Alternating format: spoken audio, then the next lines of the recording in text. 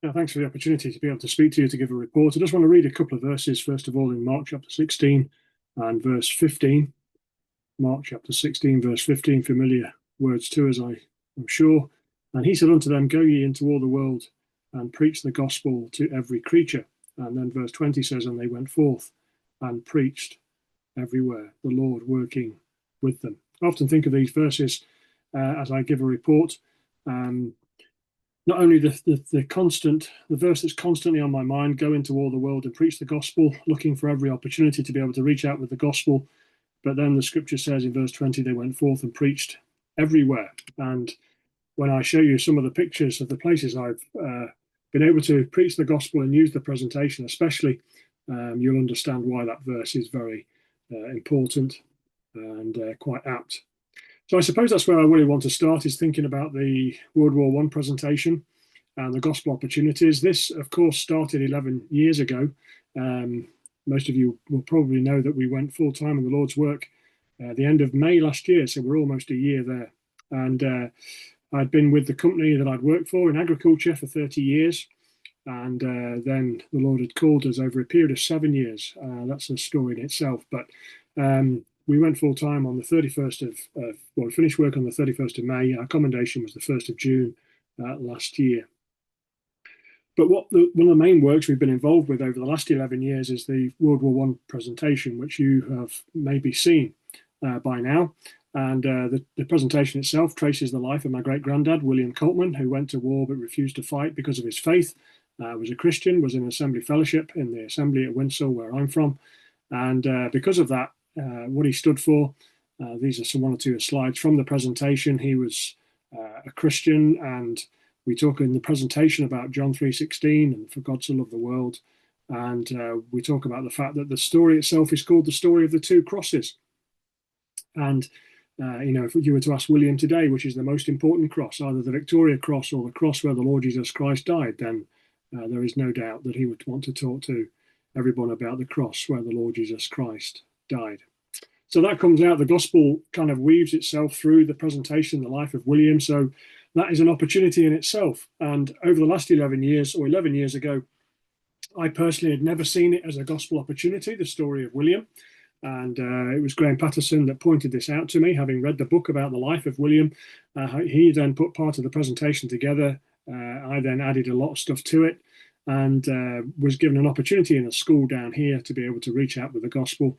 And then I was asked to go and do it in a women's institute.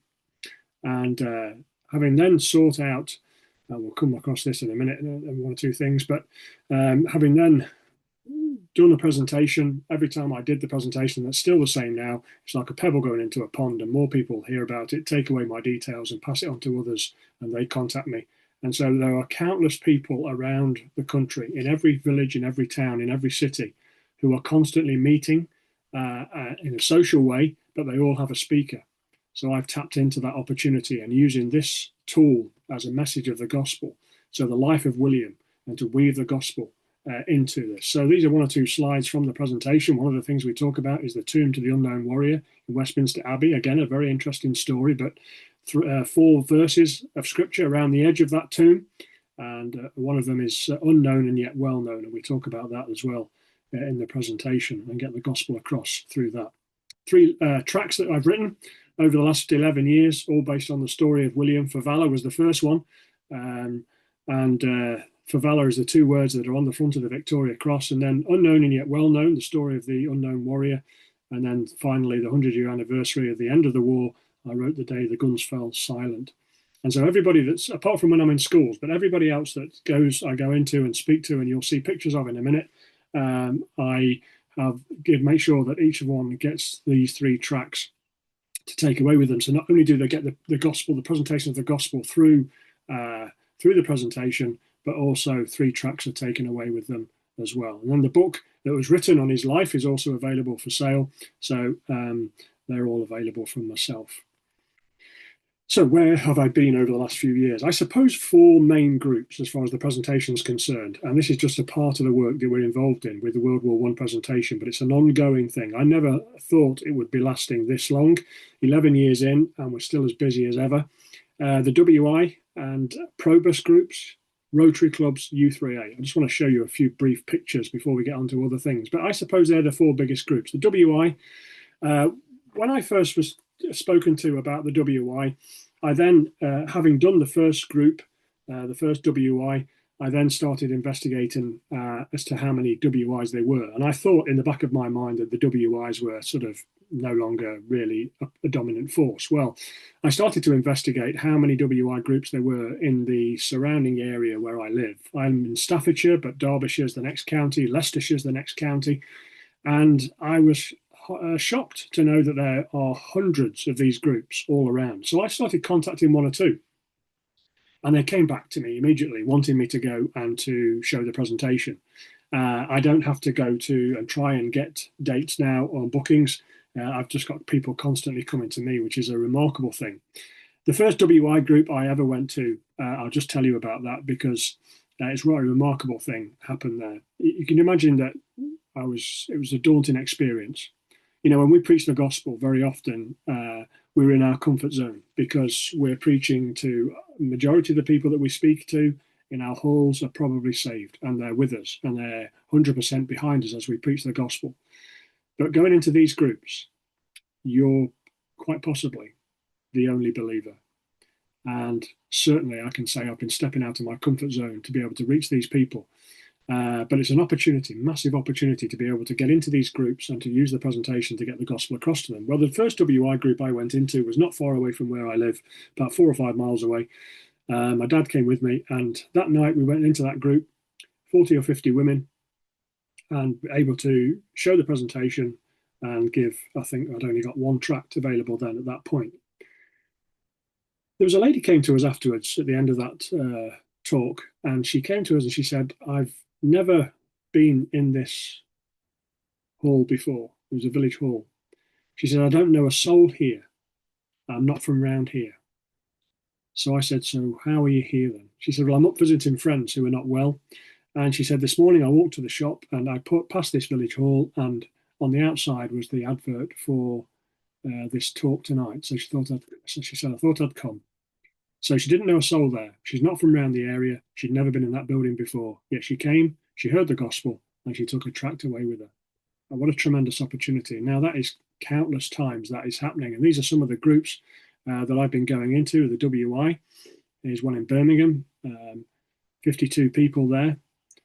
So these are all hearing the gospel, all taking the tract away with them. And over the last 11 years, you can imagine the different places I've been to all over the UK, all different places all over the UK. Another group locally to us here, another one up in Derby, another one locally to us. And so it goes on. Stoke, Golding, down in Atherstone, 25 people there. Another one in Stoke-on-Trent, 29 people. This was actually last week, one I did last week.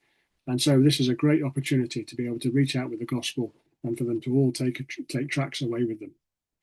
Now, other groups that we've been into, Probus, well, these are another group which I don't really know too much about these groups. You might want to know what they stand for. What do they do? I don't really know. Probus really stands for professional business people, mainly men's groups, but not always. But they are retired professional business people.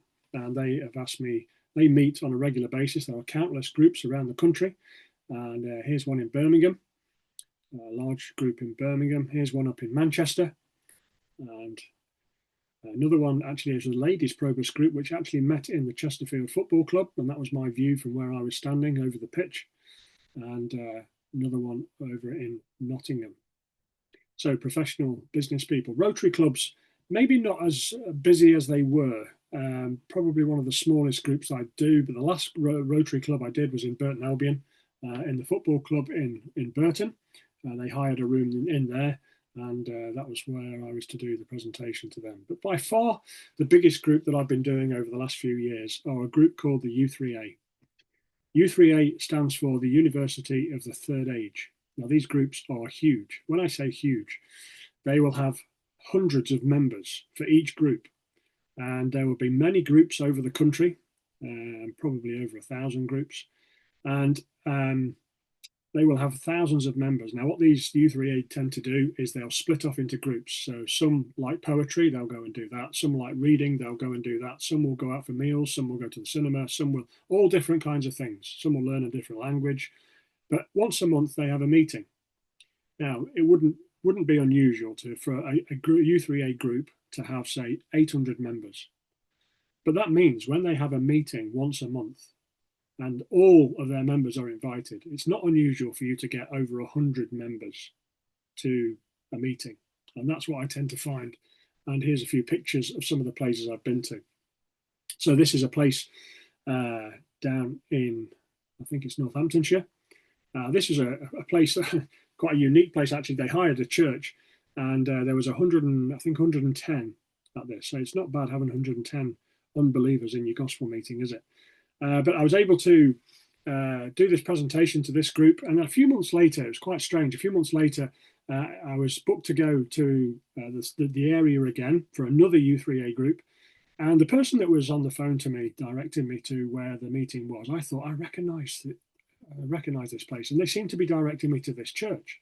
I recognised the details she gave me about the car park around the side of the building, and I said, "Oh, I think there's been some mistake here." I said, "I think I've already been to your group."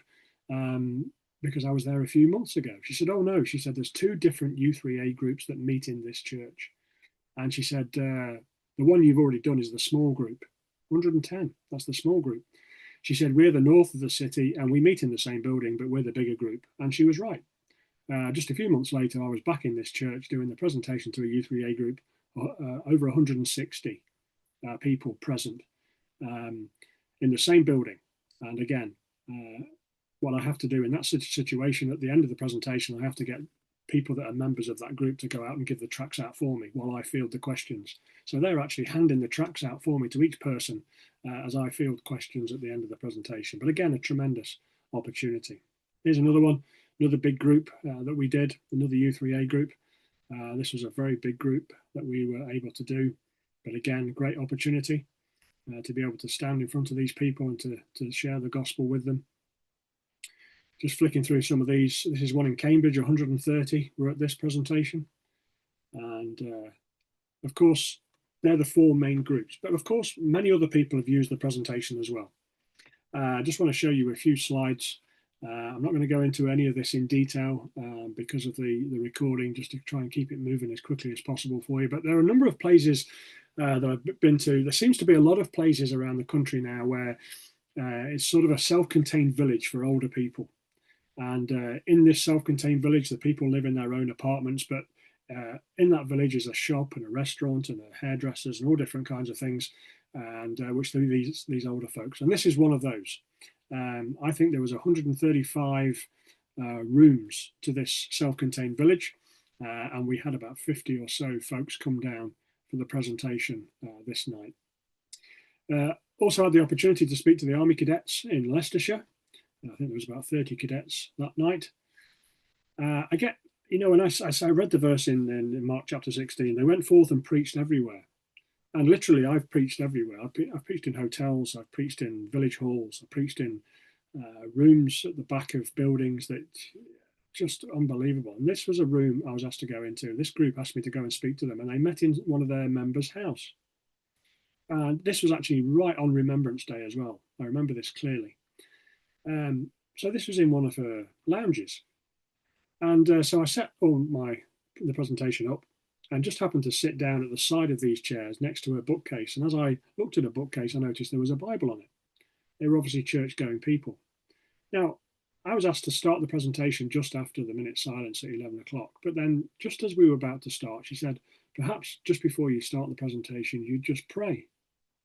I've never been asked to do that before. So I was able to not only show the presentation, but before I started, I was able to pray. And there was a group, I think it was in their teens, of people there. But another great opportunity to be able to speak to people, but a unique situation. So you go from a big church with 160 people in it to maybe somebody's front room, and there being 13, 14 people there. A lot of gospel halls have used the presentation as their gospel outreach. This was actually a gospel hall over in Northern Ireland in Cardiff.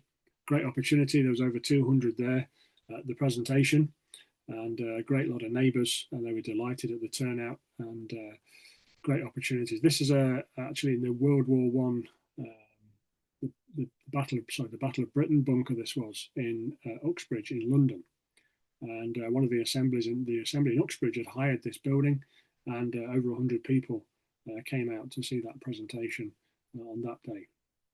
The assembly down in Ely in Cambridgeshire hired a local school and put the presentation on in the school hall. And then just at the end of last year, the assembly in Peterborough put some banners out, and they had the presentation in the hall on a Saturday morning. So all different times of day and all different places, all different buildings. They went forth and preached everywhere.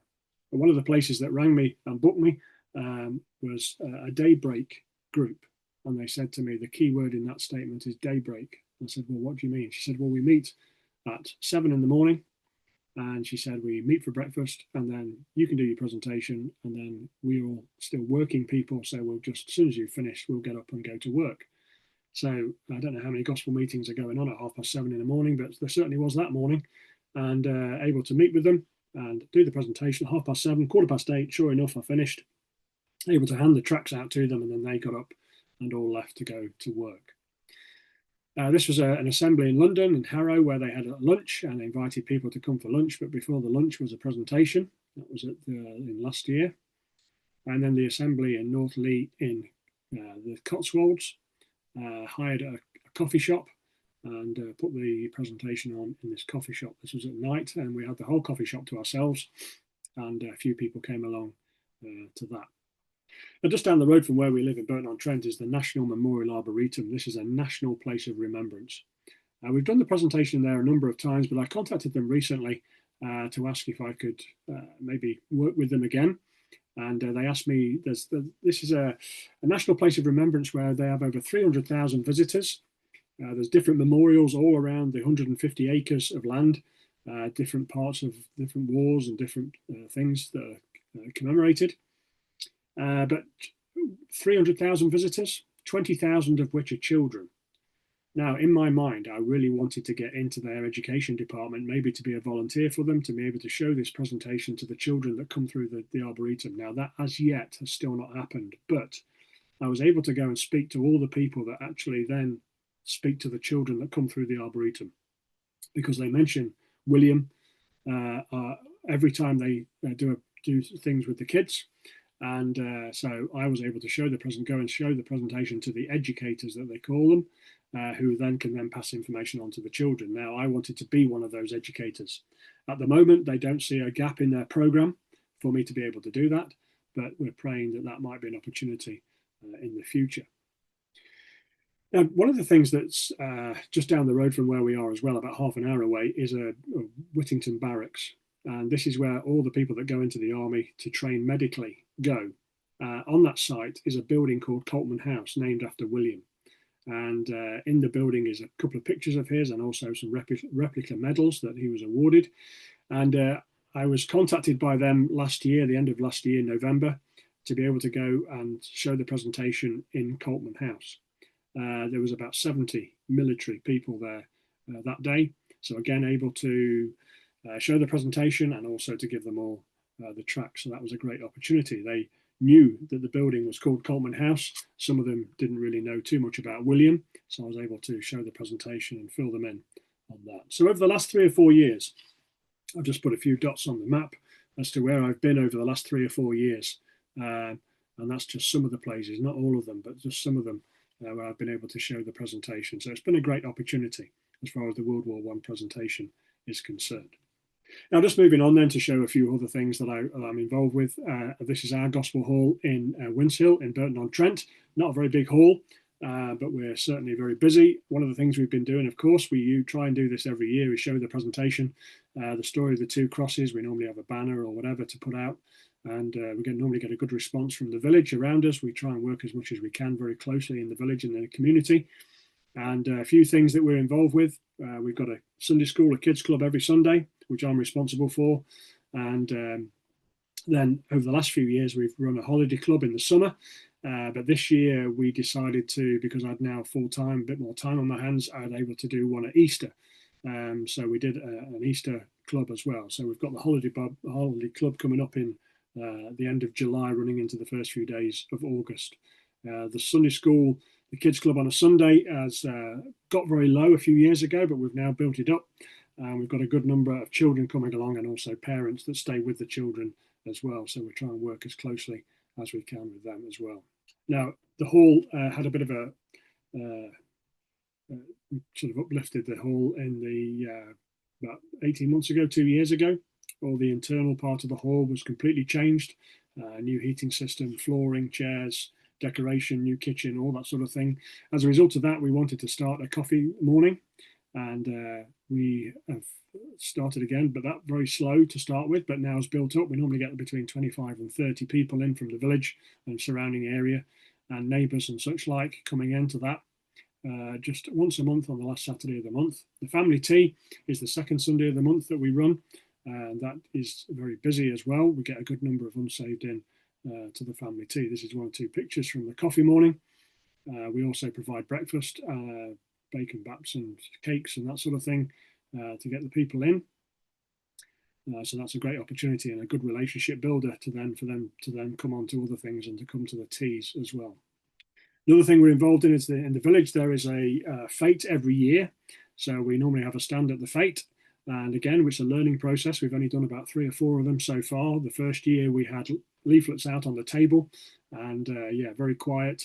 So we changed our plan of attack the second year, and we got some of the John 3:16 bags, put things in it, and was actually had people out at the front handing the bags out. We have games for the older kids and then a craft table for the little kids.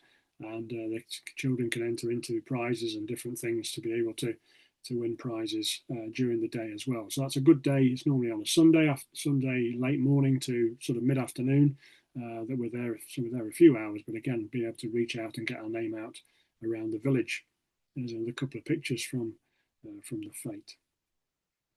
One thing we used a couple of years ago, we tried to do carols on the car park. So we've got a small car right in the centre of the village. We're very fortunate where the hall is, right in the centre of the village. So we decided to do carols on the car park. The first year we did that, worked very well. We got a lot of people going across and past the hall, and we invited a number of people as well, and supplied refreshments.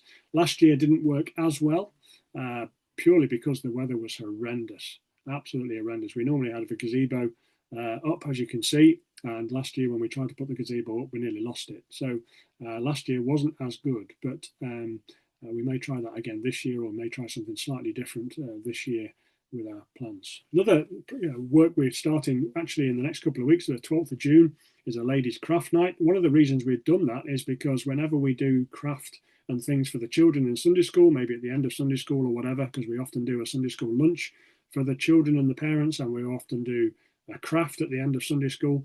One of some of the parents were talking about the fact that they love doing craft, but they were having to do it for the children, but they love doing it themselves. So we decided to put a night on for them. And at the end of the craft, we're going to put refreshments on for them, and they'll do some craft, and then there's going to be a gospel message at the end. We've only just sort of put the invitations out to that in the last week or so, and we've already got about 14 or 15 unbelievers from around the village who have signed up to come to that. So we'll see how that goes. That is a new venture for us. This is a magazine that goes into homes around the village and around the town. It goes into 15,500 homes. Now, before I went full time, one thing that was always on my mind was whenever this dropped through the door, I just used to think I'd love to be able to get an opportunity to get into this magazine and to be able to get the gospel in. Well, I spoke to them. I emailed them once I'd gone full time, and they were more than happy for me to put a message in. This is a constant battle as far as I'm concerned, because although it went initially quite well, and I was able to put one or two an article in every month, but then I noticed that they kept dropping out the gospel message. Or if I quoted scripture, they'd drop it out. So in actual fact, we got to a point where the articles didn't make sense because they kept dropping out some of the things I was putting in. So I wrote to them, asked them why and all this sort of thing. And yeah, they were not sure about why, or they were not too happy about me putting the gospel message in. So we kind of changed tact. And they said, well, why don't you just advertise what you do as a church?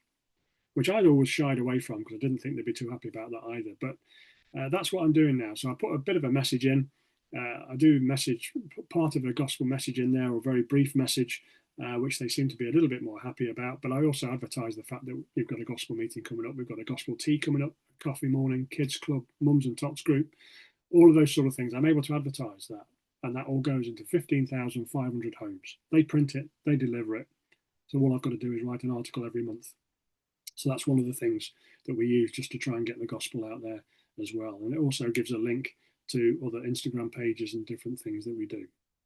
Now, social media has become a part of us, hasn't it? Because I suppose COVID really made us go down that route. And we started to have got a number of Instagram pages that I'm responsible for. So William Coltman's got his own Instagram page, Winsell Gospel Hall.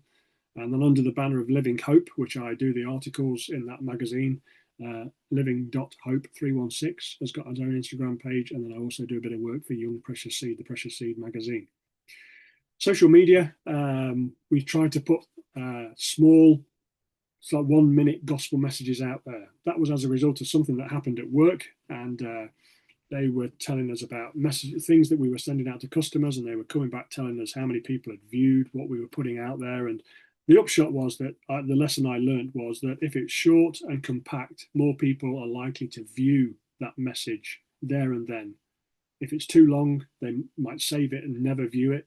If it's too long, they might just delete it or ignore it. But if it's just 1 minute or less, then they might view it there and then. So we started doing that with the help of my son, who's very technologically minded. So I do the gospel message and he puts music behind it or scenery behind it.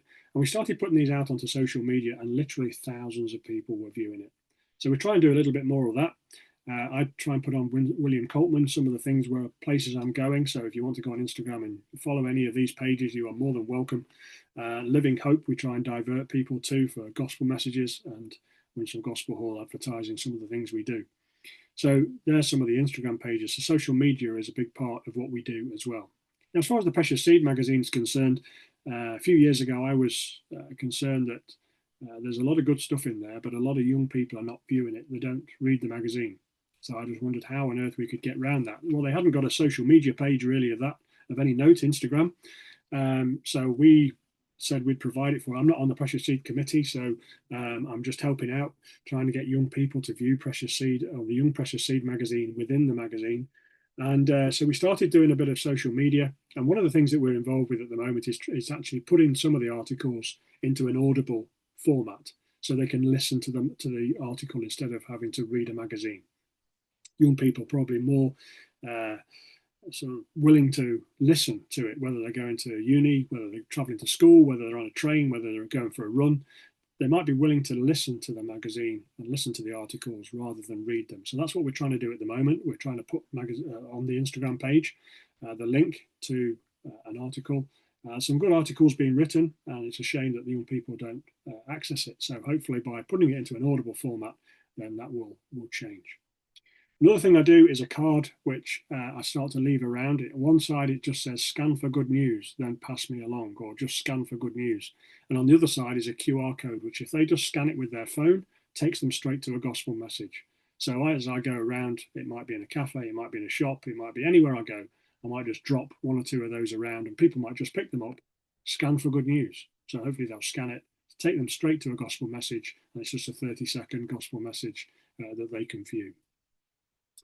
We're also helped with a Bible study weekend and a Barnstondale Bible study weekend. This is up with a few of our relatives up in Cheshire.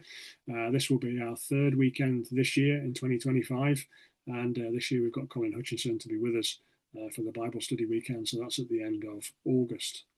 So that's another weekend that we're involved with. Now, as far as school work, I do a lot of schools work, assemblies and different things. And also obviously in November, a lot of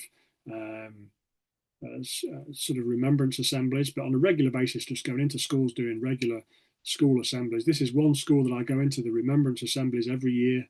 The last 10 years I've been going in there. I do 5 assemblies normally in 2 or 3 days. Each year group has got over 400 students in it.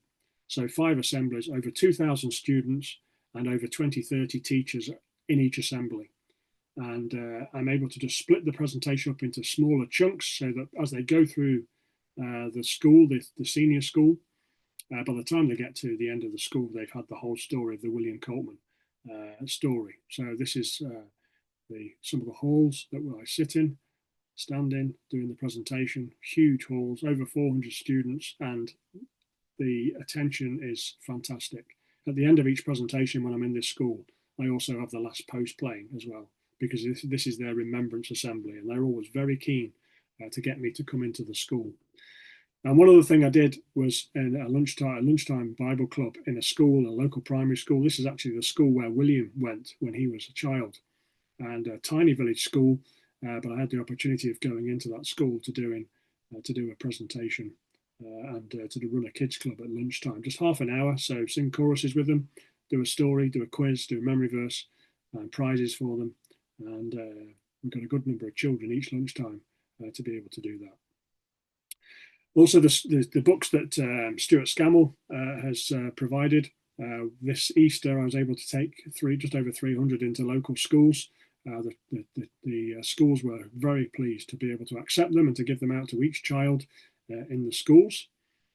And I was able to go down and help with one of the Seed Sowers Days in Rugby just not long ago, a few weeks ago.